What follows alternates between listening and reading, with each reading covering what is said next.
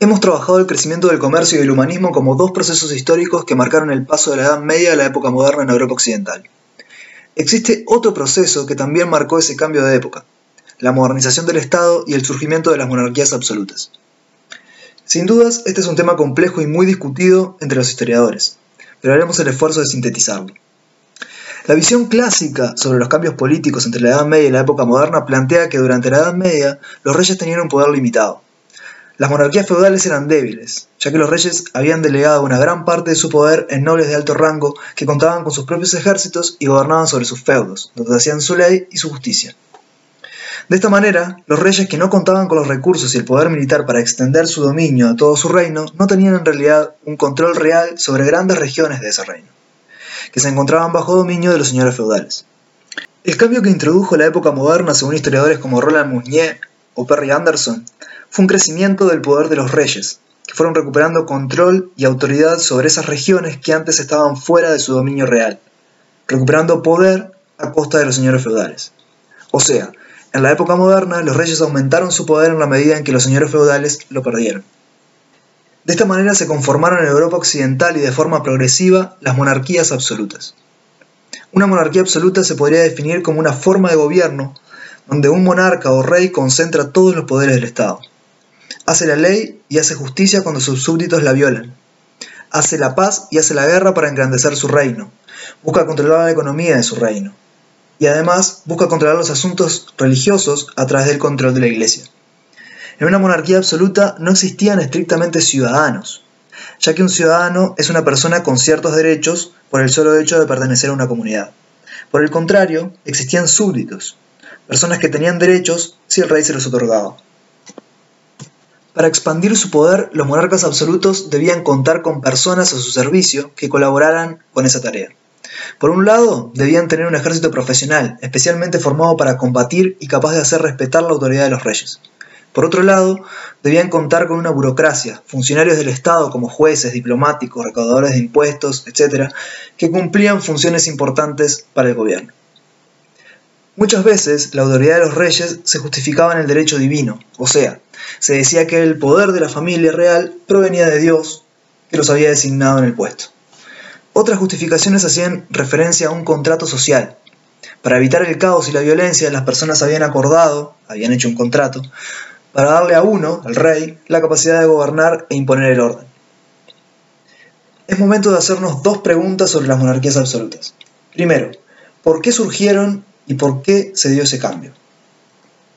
En el siglo XIV Europa vivió una gran crisis, debido a que coincidió el impacto de la peste negra con una serie de malas cosechas y guerras sangrientas. La población de Europa se redujo casi a la mitad. La mortandad de campesinos llevó a una caída de la mano de obra muy necesaria para los nobles. Los campesinos exigían, a su vez, mejoras en su calidad de vida y los estallidos de protesta social se hicieron más intensos. Al mismo tiempo, el crecimiento del comercio, iniciado lentamente unos siglos antes, había llevado al fortalecimiento de la burguesía, que competía en riqueza con la nobleza y aspiraba a ganar poder. En este contexto, según sostiene el historiador Roland Mounier, los reyes mediaron en los conflictos entre la nobleza y la burguesía, dando a cada grupo una parte de lo que reclamaban. A los burgueses más ricos les concedió títulos de nobleza a cambio de préstamos y servicios de la corona. A los nobles, por su parte, les aseguró su lugar privilegiado en la sociedad y protección ante la amenaza de la burguesía y los campesinos, a cambio de que estos nobles le aseguraran su fidelidad. Así, con más dinero y recuperando parte del poder frente a los señores feudales, los reyes se fortalecieron. Ese fue el origen de las monarquías absolutas, según Mounier. Pero otro historiador, Perry Anderson, opina algo diferente. Él afirma que en realidad los reyes no mediaron entre la burguesía y la nobleza, sino que apoyaron a la nobleza, la protegieron del avance de la burguesía y las revueltas campesinas. Anderson sostiene que los nobles debilitados se unieron en torno al más importante de ellos, el rey, y acordaron concentrar mayor poder en sus manos para defenderse. Así surgieron las monarquías absolutas para Anderson. La segunda pregunta que debemos hacernos es si el poder de los monarcas absolutos era ilimitado. Algunos historiadores presentan a las monarquías como un avance irrefrenable del poder de los reyes que acabaron con cualquier obstáculo que se interpusiera en su intento de aumentar su dominio, desde los señores feudales hasta la Iglesia. Pero no es tan así. Para empezar, su poder tenía un límite en las tradiciones y costumbres de sus súbditos, que no podían ser cambiadas radicalmente o ignoradas, pues se arriesgaban los reyes a la rebelión y la desobediencia. Y sobre todo tenía el límite de las creencias religiosas de sus súbditos. En sociedades muy creyentes, un rey no podía ir en contra de esas creencias, pues podía ser considerado enemigo de Dios, quien era el que se suponía que le había otorgado su poder.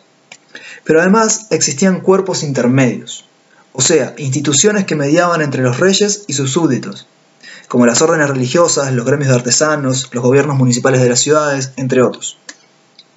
Cada uno de estos cuerpos intermedios tenía derecho a tomar ciertas decisiones de forma autónoma, sin consultar antes a los reyes, que a su vez debían aceptar esa autonomía porque era parte de derechos adquiridos hacía siglos por los cuerpos intermedios. Esto lleva a algunos historiadores como Nicolás Hentschel a negar que en realidad haya existido ese avance de unas monarquías con poco poder a unas monarquías absolutas todopoderosas. Porque en realidad los cuerpos intermedios nunca dejaron de existir y los reyes nunca quisieron quitarles el poder para concentrarlo ellos mismos. Y es que esos cuerpos intermedios no eran una competencia para el poder de los reyes, sino una forma de extenderlo hacia lugares donde de otra manera la autoridad de los monarcas no habría podido llegar.